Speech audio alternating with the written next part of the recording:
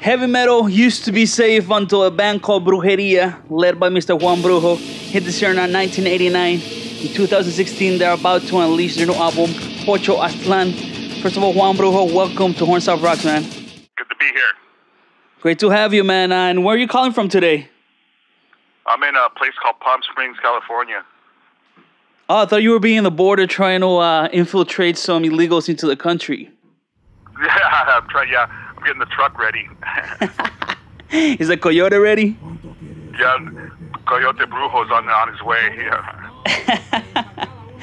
And what I think you guys did from the very beginning is that you write music that is heavy, it's controversial, but it's still fun, you know? It still kind of takes what heavy music is supposed to be about, you know what I mean? Yes, it's supposed to be heavy, but it's supposed to be fun music. Yeah. Our point of view is that we see things that, like border crossing illegal, border crossing and drug running across. It's like things are so bad that it's funny. You know, there's nothing you could do. It's just there, and sometimes it's just funny that how things happen. So our songs try to make that point too, like a Matando Güeros. It's like there's nothing you could do, but it's just funny to say that. And I'm glad that you see that in our songs, because that's exactly how we do them, how we write them up. I'll never forget when I picked up Matando Güeros and I saw that cover, and I think for a lot of people we had never seen anything like that, right in your face, the music so in your face. And then of course, me being Latino, I was like, oh, finally a band that, you know, everybody's kind of recognizing. Right. We did it all in Spanish. The people we wanted to hit were the Mexicans or Latinos that spoke Spanish and liked metal, and because there was nothing, it was all English. And let me tell you a little story how we started the band. It was like in 1989, around there.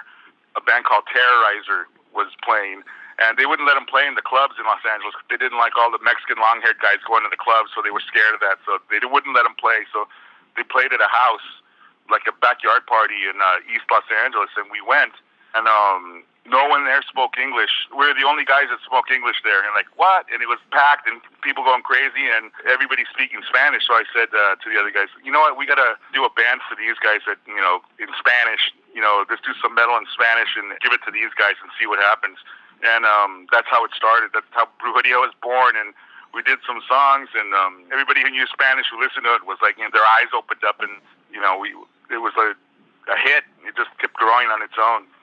Yeah, no, I mean, as I said before, it's not just music, but also the cultural effect that, you know, a lot of people can relate to what you're writing about, what you're talking about, you know, and it's real shit. Right.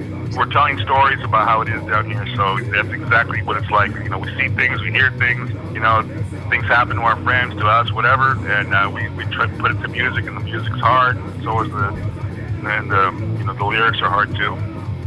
And why was there such a long break between records? Well, after the last record, first of all, it's hard to get everybody together to do anything. To get everybody at the same place, same time, it's hard.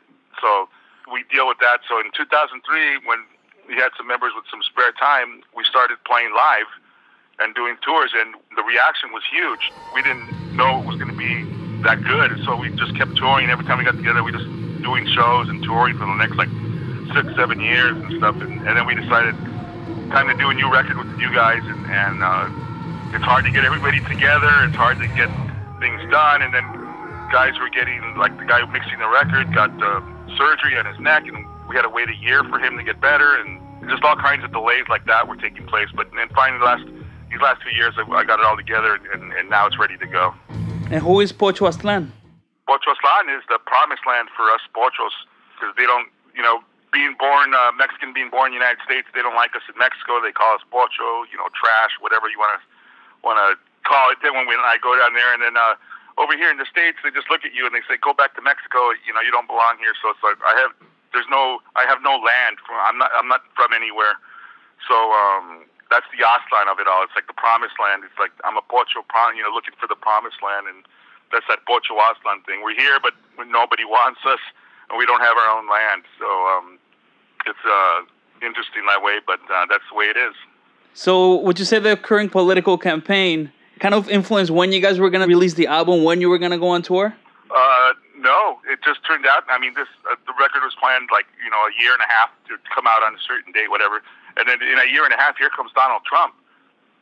And just destroys everything that was going good over here in the States. He just set it back 40 years in a hurry. I mean, he's building a wall between Mexico and the United States and all that stuff. It was like, what? I mean, our cover of our CD, we have a wall like in LA, but that's my wall that we built there like a year before Trump came. And then Trump comes and wants to build a wall, and he gets like, what? He's like, totally fit into what our cover looks like, but it was coincidence. It wasn't like it was planned that way.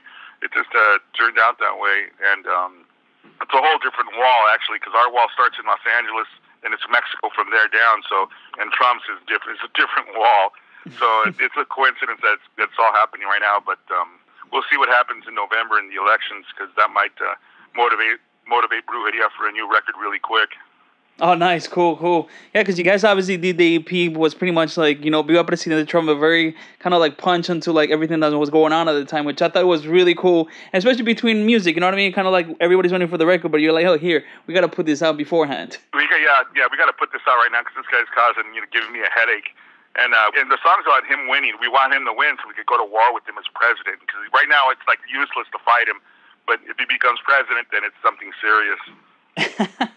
And Juan, so we want him to win. We want him to win so we could fight. So, but fighting him right now is there's no reason for it. Right on. And Juan, who is in the band these days? Because you guys are always like, as you said, switching members, because that's part of the magic of Brujeria. You never know who's gonna be on stage. But yeah, some guys come, some guys leave. And right now it's gonna be Longo Jr. And then El Cinico, I don't know. I think he's leaving us. So. We'll have to get a new. Actually, we're going to put Hongo on the bass, and then the guitar player is going to be someone called El Criminal. And who else? And we got the Pititis, we got Pinche Peach there again, Brujo, and then Fantasma can't do live shows right now, so he's still in the band, but he can't do the live shows. So we got El Sangron on the other vocals too. Yeah, there you go. Yeah, no answers there, right? You gotta show up to the shows. So that's the end. That's the band right there. Yeah, it's cool because I always figure out who's playing just by the sound of them. You know who they are, and you're like, oh damn! I remember when I saw you here in New York maybe 2-3 years ago, and it was Adrian from At the Gates, and I was like, what? No way! I was freaking out. Yeah, that's interesting. Yeah, because we have the members. There's some members all of a sudden. I have another band. I can't do this no more, so we get somebody else. And El Podrido was a guy that went with us for a few years. So, and then his brother did some stuff. We went on a tour with his brother in Europe for a month a couple years ago, and that was fun too. And you would never thought you'd see somebody from a band that big playing with Brujeria. El Clavador, we used to call him. Clavador.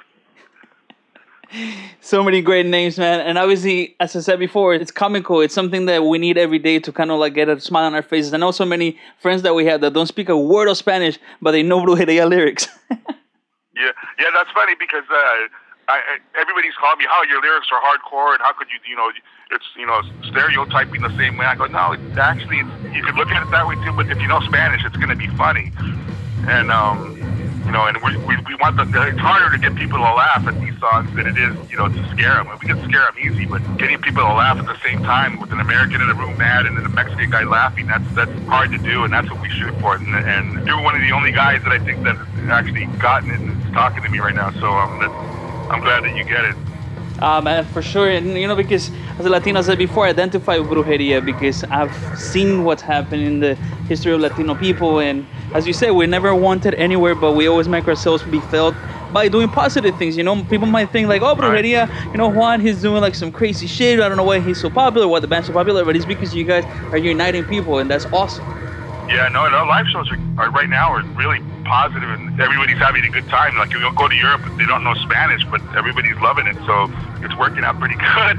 So we'll see what happens now in the States. And it's the first time we do the whole United States, and see what happens. We've never done East Coast. We did New York show once, I think, or twice. I don't remember. But now we're going to do a bunch of them over there, see what happens. And Juan, growing up, what were the bands that influenced you into what you're doing nowadays?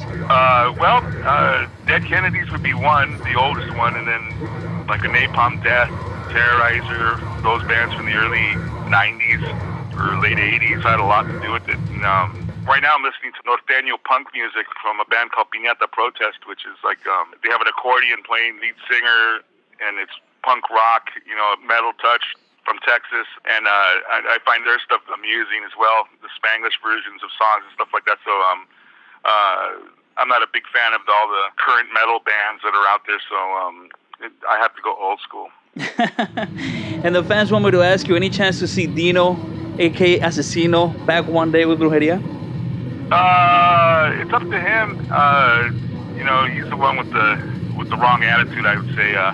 But we'll see. It could happen. I'm not saying it's going to happen, but, you know, if he changes, then maybe.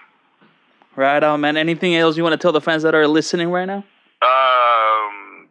Hope they enjoy the record. It's different sounding. It's modern sounding now, so hopefully they like it, and then go see us on tour and then decide what you think. So that's the way to do it right.